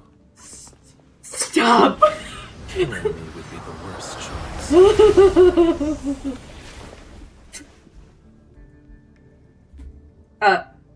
No. Why would I Try it. I don't mind.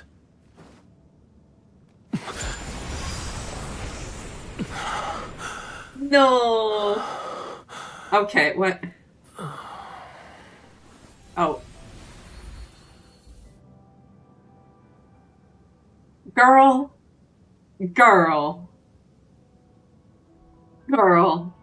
Why are you out here wanting to hold him? You pulled the dagger out. What did you expect?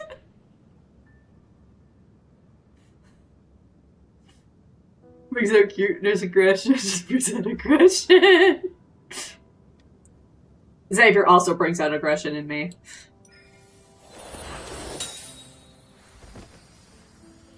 What did you expect, girl? Didn't mean to. Obviously, it was a trick, but MC. You better have learned your lesson. Got called names. Tears are reversed. That is fair. He didn't reverse Tears of Romero on us.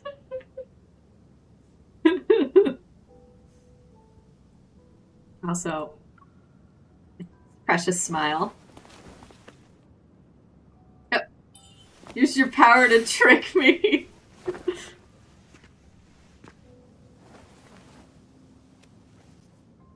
I let you see your own heart, didn't I? Hi, oh my god, I'm gonna take so many screenshots in this, help.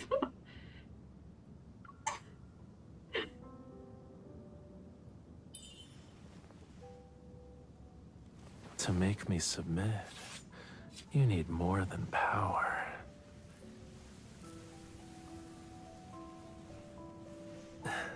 Use yourself. Excuse me?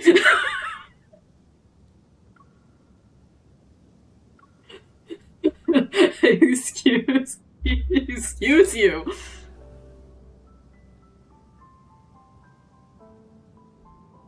That's where the potion comes in.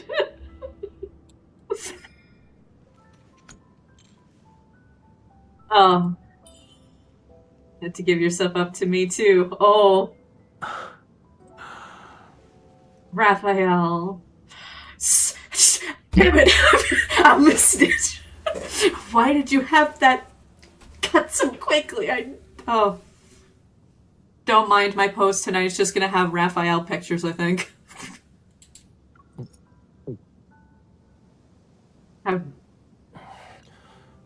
Save some for you.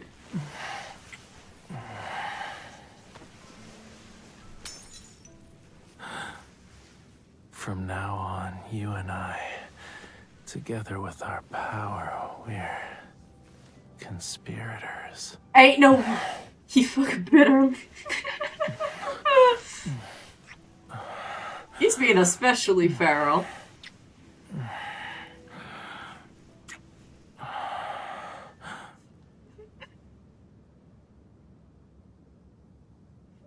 Don't end. Please give me more. Give me more, please. Oh. I slept for a long time on Raphael's private island. I dreamed that I was still floating and sinking in Maria's sea. Dazed, I felt a searing pain as if my soul had been split in half. There was an emptiness within my body. I didn't want to float anymore. Yet as I struggled, my consciousness was slowly embraced. Even without opening my eyes, I knew it was Rafayel. He's the strangest person I've met, and he's the only one I'm familiar with. A part of himself warmly, tenderly fills me. Our lives are intertwined. The Empire's Empress and the Sanctide Court's Sanctarch. Those identities are cast aside. We're just simply Riley and Rafayel. That's fine with me. Hi, baby. When I wake up, I feel I have emerged from seawater. There's not a single ounce of strength left in my body. The morning light in the cosmos is more tranquil than the water's surface. It streams in through the portholes to quietly announce the arrival of dawn. Raphael is holding me, and he relaxes his grip once he sees I'm awake. I remember what you said to me when we were in that Mirian chapel. It's time. You were referring to the time that belonged to Raphael and Riley. I raise my hand, and my fingers caress Raphael's cheek. From that point on, you were no longer Raphael to me. You were only the Sanctide Court's Sanctarch. Actually, I was wondering if the time that belonged to Raphael and you could last forever. So forget what I said. I didn't mean it.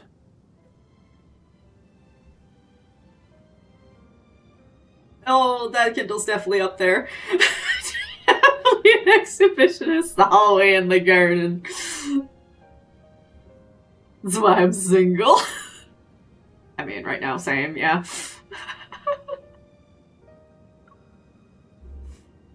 Raphael lowers his gaze. Only now is he honest with his emotions.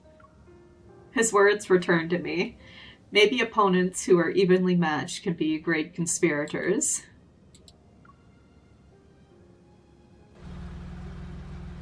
Just marry already, damn it! The speedboat stops in the middle of the ocean. Raphael holds my hand, and he guides me to jump into the deep sea. We return to where I once discovered Raphael. Astapith drifts like butterflies in the water. They sway with the current. When I was little, I almost drowned. Aw. But that experience allowed me to discover the mysterious connection between my body and Astaspith. I can harness its energy to do some unexpected things. Yeah, we've witnessed that. Raphael closes his eyes, and the Astapith that seems to have sensed his presence. They transform into slender conduits that channel energy into his body. During tide prayer, the energy in my body is almost depleted, so I need to return to Muria's seas every year. I'll be slightly weaker than usual on that day. This is totally an M-Day thing. Raphael takes my hand, and the Astaspeth follows him to surround me. A cool sensation surges into my chest. I think I can feel the power you mentioned, Raphael. Gonna lurk and nap? Okay, Turquoise, have a nice nap. I've observed the Astaspith. Does this mean I can control others? I'll give it a try. Kiss me! Kiss me, Raphael! Surprised for less than half a second, Raphael understands. Smiling, he approaches me. You can't test your newfound skill on me, even if I'm not being controlled by you. Aw. He caresses my cheek, then his lips are pressed against mine. They're the only warmth in this cold seawater. I'd still do it.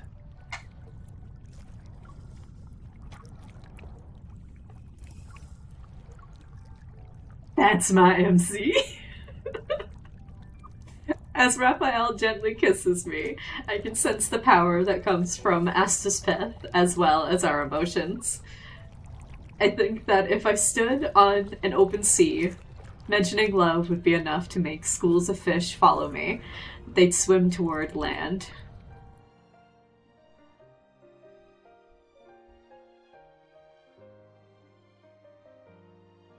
I had no intention of using warfare as a long-term strategy.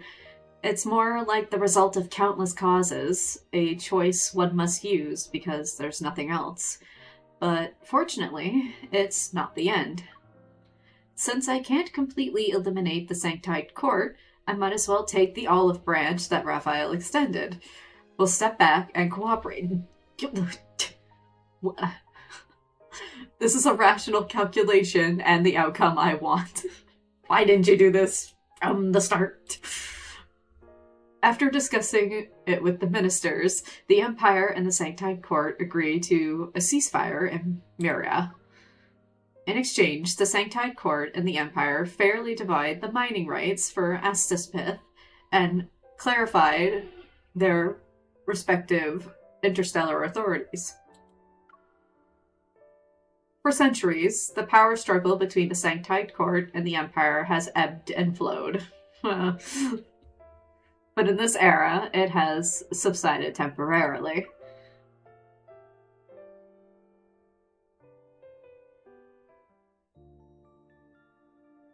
Oh. Now, we're seeing a play now. The nights in Muria are as lively as ever. The theater's curtains are open, and a brand new play is reaching its climax. Starting today, you shall be my empress. I will honor you. You shall never be tainted when you receive my love. Under the stage lights, the Sanctarch takes the hand of the Empress. When he tries to kiss the back of her hand, she avoids it. Your promises are like that beach's sand. They'll disappear once the waves wash over them. How can I trust you? Isaiah. My dear Empress, you are my diamond in the deep sea. You're dazzling and precious. How could I possibly deceive you? Well, when you sound like this, I totally don't believe you. When Raphael says all of this, I believe him. You're talking to me about love? In your eyes, it's a trivial matter. Oh, know. He loves her. Now, you had to have heard Rafayel speak. Then you would know. You would know that he loves us very much. In the audience, everyone is moved. Their delicate silk handkerchiefs fail to contain the falling tears. However, the Empress pulls out a sharp dagger from under her beautiful yet heavy dress. She presses it against the throat of the Sanctarch. I had a very long dream. In it, we held blades at each other's throats. We're like the moon and its reflection on the sea's surface.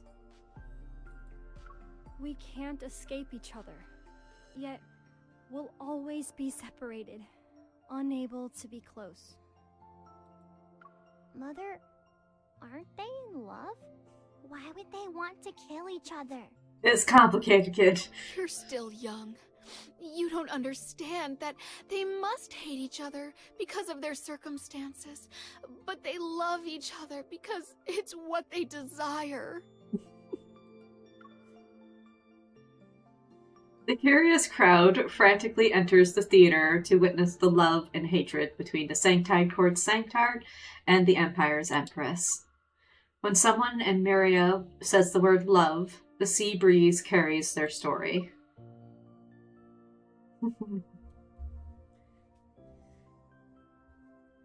Come on now. Now that we're cooperating, we can totally just have like a unified marriage. Easy. Like, oh no. Oh no, we got the bad ending to do now. Main story. I need to just I just need to do the main story. Ooh. I am very behind on main story.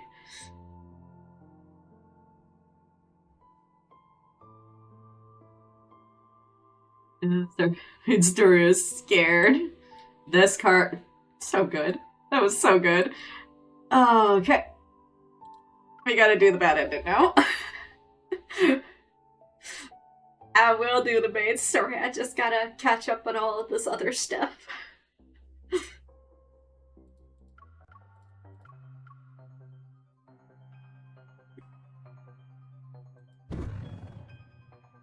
Your Majesty, please sit on the Sanctus bench.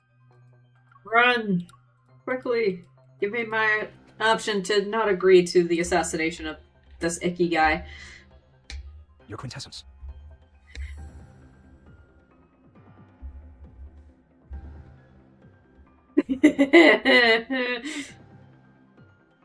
Yeah, what do you mean finish Death and Rebirth? I thought the Empress wouldn't grace us with her presence. I've totally finished that. I'm totally not as usual 6 months behind on our faith in things. them remains unwavering. In accordance to the Stella Ocean's current incarnation, the Sanctarch, I, the presiding judge appointed by his quintessence, shall sentence Lysander, the former emperor of the Empire. Lysander incited interstellar warfare to satisfy his personal desires and misused Estispith. He is no longer worthy of the noble throne. Therefore, Lysander shall be exiled to a black hole, and no one will be sent to retrieve him. Representatives of the Empire, do you agree with this judgment? Okay.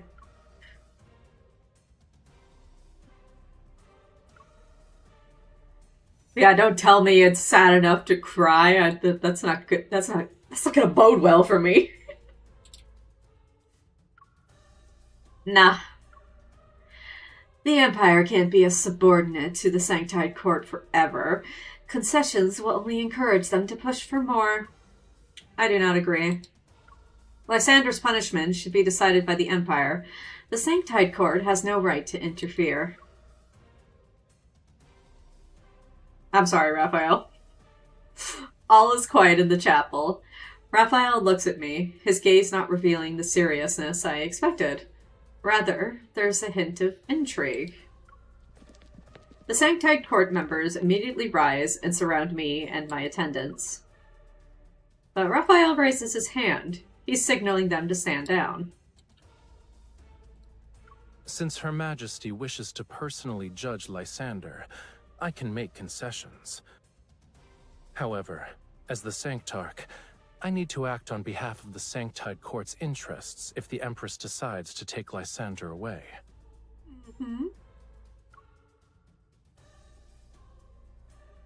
Understanding Raphael's warning, I remain resolved in making my choice. I'm sorry, baby. We started a war. I still remember the sunlight on the day I left the chapel. Resisting the Sanctide Court was easier than I imagined, but making the choice wasn't difficult. The real challenge lay in the consequences. I used all my resources in an effort to find the Sanctide Court's weakness, or rather, Raphael's weakness. I set my sights on Raphael's home planet, Muria. That's where the Astapith, the most important resource to the Empire, was located. I'm almost done with saying this word. When I attempted to control it, the Sanctide Court immediately declared war against the Empire. This protracted conflict consumed nearly half of my life. Oh my. Unfortunately, what I learned during that time while I was trapped in... what I learned during that time happened while I was trapped in the depths of the chapel. Sometimes I wonder if things would have been different. Assuming the Sanctart and I stayed in contact, maybe I would have gotten a chance to sit down and talk with him. But the wheel of history only moves forward. Even though I'm someone caught up in its momentum, I will still do my best to fulfill my duty as an Empress. Excerpt from the Empress's journal. Oh, that one was very short. Just 10 more times. Eternal war between them. Yeah, that sounds about it. That's not the true ending. We got our happy ending. They bound themselves together again.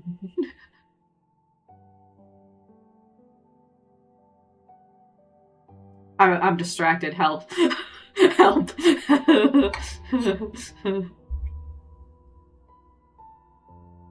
I don't know if like my game glitched during the actual Kindle, but I just saw Peak of Tongue again. I don't think it happened in in the playing of the Kindle. Like I saw the blood just randomly vanish, which I thought was weird. Yeah, I didn't. The tongue didn't come out in the Kindle. What the fuck?